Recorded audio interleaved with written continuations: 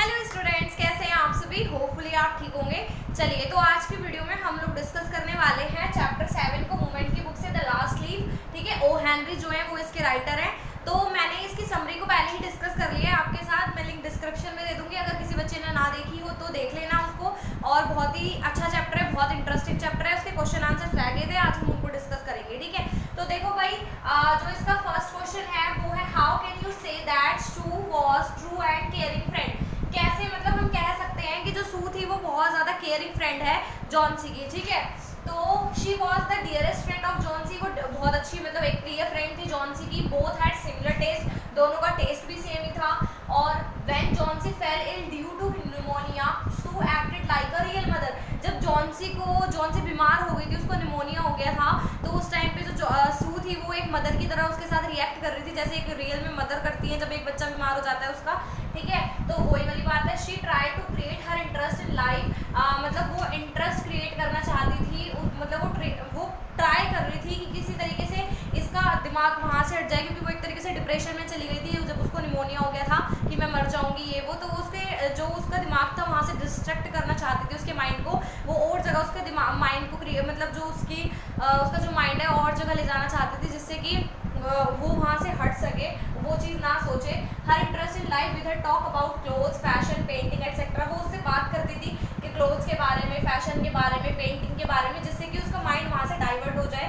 If she had not been there, Johnsy would not have lived. अगर Sue वहाँ पे नहीं होती तो शायद आज जॉन सी भी जिंदा नहीं होती, वो नहीं जी पाती, क्योंकि सू का बहुत बड़ा एक रोल है उसको जॉन सी को उस डिप्रेशन में से निकालने का। ठीक है, तो इसके सेकंड क्वेश्चन को हम जल्दी ही डिस्कस करेंगे। फटाफट से आप 1 मिनट रुकिए बस, जल्द। हाँ जी स्टूडेंट्स, तो देखिए, जो सेकंड क्वेश्चन है उसमें आपसे पूछा गया है, why were medicines not working on Johnsy. जो मेडिसिन्स थी वो वर्क क्यों नहीं कर रही थी जॉन सी के ऊपर। मैंने आपको समरी में भी डिस्कस किया था, क्योंकि उसने अपनी होप खो दी थी। होप एक बहुत ज़रूरी चीज़ है, आपको कुछ भी करना है तो उसने जब जीने की होप ही छोड़ दी, वो पूरी तरीके से डिप्रेशन में जा चुकी थी कि वो जीना, उसे लगा कि ये जो क्रीपर है, अगर इसकी लास्ट लीफ भी टूट गई तो फिर मैं तो जी नहीं पाऊंगी, मैं तो उसी लीफ के साथ मेरा भी एंड हो जाएगा, मेरी भी डेथ हो जाएगी। तो वो जो उसके अंदर वो चीज़ थी वो उसको जीने के लिए मना, मतलब जीने नहीं दे रही थी एक तरीके से। वो उसके अंदर दिमाग में वो मेंटली डिस्टर्ब हो चुकी थी बहुत ज़्यादा। तो इसी वजह से मेडिसिन भी वर्क नहीं कर रही थी, क्योंकि वो फिजिकली इल नहीं थी, वो फिजिकली परेशान नहीं थी किसी भी चीज़ को लेके, वो तो मेंटली डिस्टर्ब थी ना। तो इसी वजह से, तो आंसर में देखो, the medicine were not working on Johnsy because she had lost her will to live. वो मेडिसिन जो थी वो वर्क नहीं कर रही थी जॉन सी पे, क्योंकि उनने अपनी होप को ही खो दिया था। मतलब he had lost her will, मतलब होप भी लिख सकते हो यहाँ पे, उसने अपने विल को खो दिया था, उसने अपनी जो अंदर एक हमारी होप होती है उसको खो दिया था। She was sure of her death, और वो श्योर हो चुकी थी कि उसकी डेथ होनी निश्चित है। हर depression was increasing day by day, और जो उसको डिप्रेशन था वो इंक्रीज हो रहा था डे बाय डे। अब वो इंक्रीज क्यों हो रहा था, वो इसीलिए इंक्रीज हो रहा था क्योंकि जो क्रेपर थी उस टाइम ऑटम का सीजन चल रहा था, पतझड़ वाला। तो वो जो लीफ थी वो कभी 1-2 करके ऐसे टूटती जा रही थी, वो झड़े जा रही थी उसपे से, क्रेपर पे से।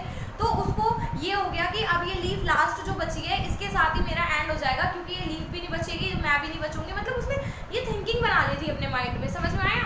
उसके बाद थर्ड क्वेश्चन है, justify the title last leaf. अब जो ये टाइटल दिया हुआ है लास्ट लीफ, उसको आपको बताना है, उसको आपको एक्सप्लेन करना है इस टाइटल के, मतलब ये टाइटल है क्या एक्चुअली में। भाई 1 मिनट रुकना, ठीक है।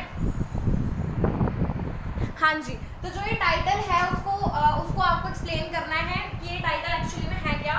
The last leaf has been the central point in the story. जो लास्ट लीफ है वो एक इम्पॉर्टेंट, यानी कि बिंदु है, एक इम्पॉर्टेंट पॉइंट है इस स्टोरी का। As the life of Johnsy depend on it, जो जिसपे कि जॉन सी की जो लाइफ थी वो डिपेंड थी, उस लास्ट लीफ पे डिपेंड थी ना। आपने देखा होगा कि वो एक लास्ट लीफ बची हुई थी, और वो सोचती थी कि बस ये लास्ट लीफ जब तक है, जब तक मैं जिंदा हूँ, अगर ये टूट गई तो फिर मेरी भी डेथ हो जाएगी। तो वो जॉन सी जो थी उस पर एक तरीके से, पूरी तरीके से डिपेंड थी उस लीफ पे। द लास्ट लीफ दो a painted of one revived the new hope of life in Johnsy. और जब वो टूट रही थी एक पत्ती जो रियल वाली थी, उसके बाद एक आर्टिफिशियल लीफ को ड्रॉ किया गया वॉल पे, जो कि एक नेचुरल लीफ लग रही थी। तो उसने उसकी होप को जगा दिया अंदर से, जीने की उस आशा को उसने अंदर से जग गई उसकी, वो कि मैं अब जी सकती हूँ। The last leaf painted on the wall was really a masterpiece of old Behrman. जो वो बूढ़ा आदमी था, जो वो पेंटर था, जो बहुत बड़ा आर्टिस्ट बनना चाहता था, बट वो फेलियर था, वो कभी कुछ नहीं कर पाया। लेकिन उस टाइम पे वो जो लीफ उसने बनाई थी वो उसका एक मास्टरपीस था। वो उसकी एक लास्ट पेंटिंग थी, क्योंकि वो उसके बाद वो अपनी मतलब उसने अपनी जान खो दी किसी की जान को बचाने के लिए, उसने जॉन सी की लाइफ को सेव किया। It had saved Johnsy's life, उसने जॉन सी की लाइफ को सेव किया, लेकिन उसकी खुद की जान जो थी वो मतलब खत्म हो गई थी, वो खुद मर गया था उसकी जान को बचाते मतलब उसको बचाते हुए। ठीक है, तो ये जो 2 क्वेश्चन हैं इनको मैं आपको मेरा जो टेलीग्राम चैनल है लर्निंग प्लेटफॉर्म टीजे में फिर लिख देती हूँ, आप लोगों को उसको सब्सक्राइब कर लो, जिससे कि मतलब ज्वाइन कर लो, जिससे आपको सारे पीडीएफ मिल जाए, आपको यहाँ से नोट डाउन करने का झंझट ही ना रहे। टीजे, ठीक है, लर्निंग प्लेटफॉर्म टीजे, आप इसको ज्वाइन करोगे तो आपको यहाँ पे सारे पीडीएफ मिल जाएंगे, तो सारे नोट्स मिल जाएंगे, इंग्लिश के हो या किसी भी सब्जेक्ट के हो। जैसे मैंने कल आपका एसएसटी में पॉलिटिकल साइंस का पार्ट कराया था, तो उसके भी आपको मिल जाएंगे वहीं पे, सारे नोट्स आपको वहीं प्रोवाइड होंगे। इसी वजह से मैं आपको बोल रही हूँ, जिससे कि आपको वीडियो को बार बार रोकना ना पड़े, आप यहाँ से समझ लें और वहाँ से आप नोट डाउन कर लें। ठीक है स्टूडेंट्स, तो ये हुई अभी की बात। उसके बाद कुछ 2 और 3 क्वेश्चन और हैं जिनको हम डिस्कस करेंगे जल्दी जल्दी फटाफट, आपके टाइम को वेस्ट किए बिना। हाँ जी, तो जो 4th क्वेश्चन है उसमें आपसे पूछा है how was the last leaf a masterpiece of old Behrman. जो वो लास्ट लीफ थी वो कैसे एक मास्टरपीस था बर्मन का, क्योंकि देखो वो आर्टिस्ट थे बट वो फेलियर थे, उन्होंने कभी कुछ ऐसा नहीं किया था, लेकिन हम कैसे कह सकते हैं कि जो लास्ट लीफ थी वो एक मास्टरपीस रहा है बर्मन का। तो देखिए the last leaf absolutely real, क्योंकि वो बिल्कुल ही रियल लग रही थी।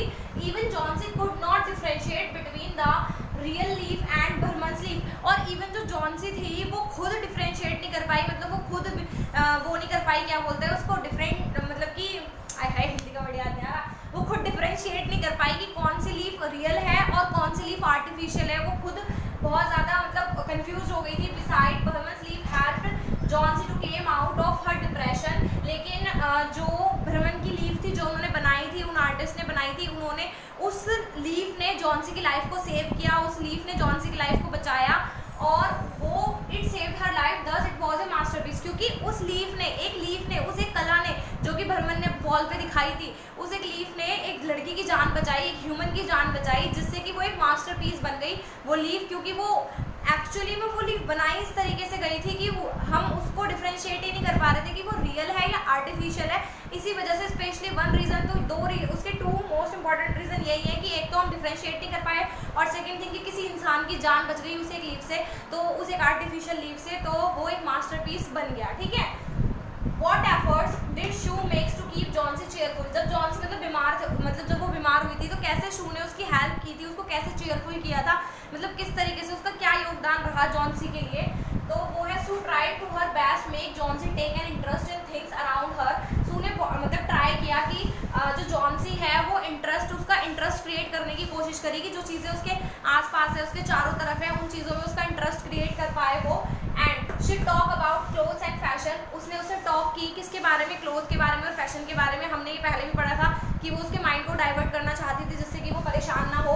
शू also brought her drawing board into her room and start painting. Even उसने शू जो थी उसने एक ड्राइंग बोर्ड को भी उसके लिए परचेज किया था, मतलब ब्राउट किया उसके लिए, और उसके रूम में उसको रखा जिससे कि वो पेंटिंग में उसका माइंड लगे, क्योंकि वो भी दोनों आर्टिस्ट थे। तो यही उसने कोशिश की कि शायद इसका माइंड जो है वो उसमें लग जाए और वहाँ से वो डिप्रेशन में से निकलने की कोशिश करे। She also whistle while painting when she failed in her attempt she told Behrman about her and asked him to help her. उसने फिर जब वो कुछ भी नहीं कर पाई, मतलब उस चीज़ से भी कोई फर्क ही नहीं पड़ा, फिर उसने जो उनके मतलब उनकी बिल्डिंग में ही ग्राउंड फ्लोर पे रहते थे आर्टिस्ट बर्मन नाम के, उन्होंने उनको बुलाया और उनसे बात करी, मतलब शू ने बात करी जॉनसी के लिए कि ऐसे ऐसे मेरी फ्रेंड है और ये उसके साथ प्रॉब्लम चल रही है। तो फिर उन्होंने उनकी हेल्प की और वो एक मास्टरपीस उन्होंने बनाया जिससे कि जो शू थी उसकी जान बच गई और उसकी वो होप वापस आ गई जीने के लिए। ठीक है, तो यही ये 2 क्वेश्चंस हैं। आपको ये स्क्रीन मैं बता रही हूँ, फिर दोबारा से आपको ये लर्निंग प्लेटफॉर्म टीजे पे जो टेलीग्राम चैनल है वहाँ पे इसके नोट्स प्रोवाइड हो जाएंगे। ठीक है, तो इसीलिए परेशान मत होना, यहाँ समझ लो और वहाँ से आपको नोट्स मिल जाएंगे। ठीक है, तो चलो अब मोस्टली मे बी 2 या 3 क्वेश्चन और रह गए इंपॉर्टेंट जो है, उनको डिस्कस करते हैं फटाफट से। ठीक है,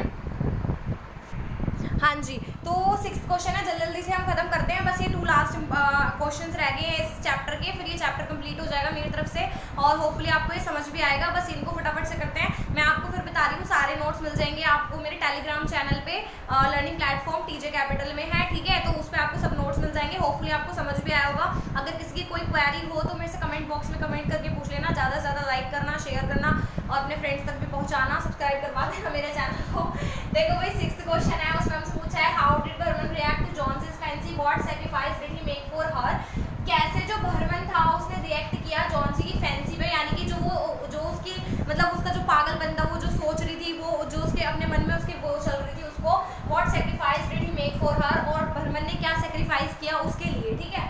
no doubt he thought Johnsy fancy as nonsense. इसमें कोई शक की बात ही नहीं है कि जो जॉन्सी की फैंसी थी वो बिल्कुल नॉनसेंस फैंसी थी, जो वो सोच रही थी वो बिल्कुल नॉनसेंस बात थी। But he decided to save her life, लेकिन फिर भी बर्मन ने सोचा उसकी लाइफ को सेव करने के लिए। When the last leaf fell down, जब वो लास्ट लीफ गिर गई तो he painted the last leaf on the wall facing Johnsy's window. जैसे जॉन्सी जहाँ विंडो पे बैठी थी उसके फेस के पास, मतलब उसके सामने ही जो वो क्रीपर जा रही थी वो टूट गई थी पत्ती। तो फिर उसने क्या किया उसको मतलब जो वो लीफ थी उसको उसने उसको वॉल पे पेंट कर दिया, जिससे कि उसकी जो होप थी वो ना खोए या फिर वो कुछ भी ऐसा ना सोचे उसकी वजह से। तो उसने उस लीफ को वहाँ पे जो पेंट किया था जॉन्सी के फेस के सामने ही। लेकिन उस दिन क्या हुआ, the icy cold and wet night proved unbearable for him.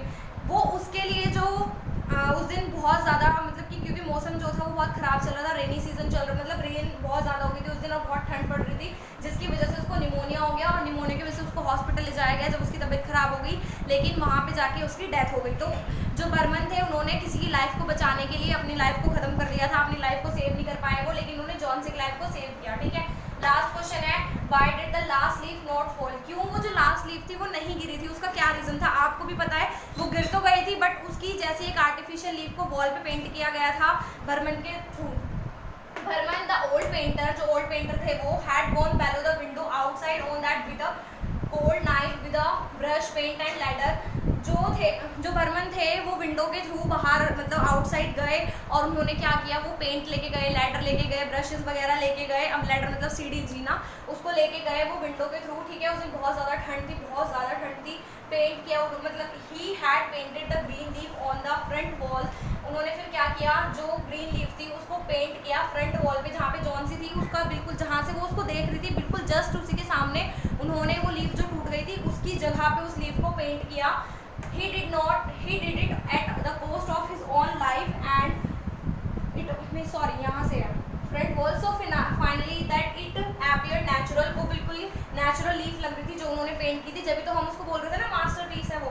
He did it at the cost of his own life and it was his real masterpiece in life। वो क्या था मतलब कि वो उन्होंने इसके लिए अपनी जान की कीमत दी एंड वो जो एक उन्होंने लीफ बनाई थी वो उनकी लाइफ का एक मास्टरपीस था, क्योंकि वो हमेशा से फेलियर रहे थे, वो भी एक आर्टिस्ट थे बट वो हमेशा फेलियर रहे। लेकिन यहाँ पे उन्होंने एक ऐसा मास्टरपीस बनाया जिसे अब तक सभी लोग याद करते हैं और जिसने किसी की लाइफ को सेव किया। सबसे बड़ी बात की क्योंकि उस मास्टरपीस की वजह से, उस लीफ की वजह से आर्टिफिशियल किसी की जान बच गई थी, ठीक है। तो ये 2 क्वेश्चन और हैं, इनके नोट्स सबको लर्निंग प्लेटफॉर्म टीजे मेरा जो टेलीग्राम चैनल है उस पर प्रोवाइड हो जाएंगे, कोई परेशानी की बात नहीं है। किसी को कुछ समझ ना आए तो कमेंट बॉक्स में कमेंट करके मेरे से ज़रूर पूछ लेना, ठीक है। बस आज का अब इसकी समरी भी हो गई, हमसे डिस्कस कर ली हमने, और इसके क्वेश्चन आंसर जो मोस्ट इंपॉर्टेंट क्वेश्चन आंसर्स थे इससे बाहर नहीं आएंगे वो भी हमने डिस्कस कर लिए हैं, ठीक है। जो इनके लॉन्ग क्वेश्चन आंसर्स है ना वो सभी के मैं एक वीडियो में बाद में डिस्कस करूँगी, ठीक है। और जो मैंने इससे पहले मिड टर्म का जो आपका भी हुआ था ना पेपर, उसके क्वेश्चन आंसर मैंने सभी डिस्कस किए हुए हैं, उस वीडियो को देखना मत भूलना क्योंकि वो भी बहुत हेल्पफुल वीडियो है। हो सकता है उसमें से कुछ क्वेश्चन आपको फाइनल में देखने के लिए मिल जाए, ठीक है। तो ये वीडियो आज यहीं पे ख़त्म करते हैं और अगर वीडियो अच्छी लगे तो लाइक शेयर सब्सक्राइब कर देना and thank you so much.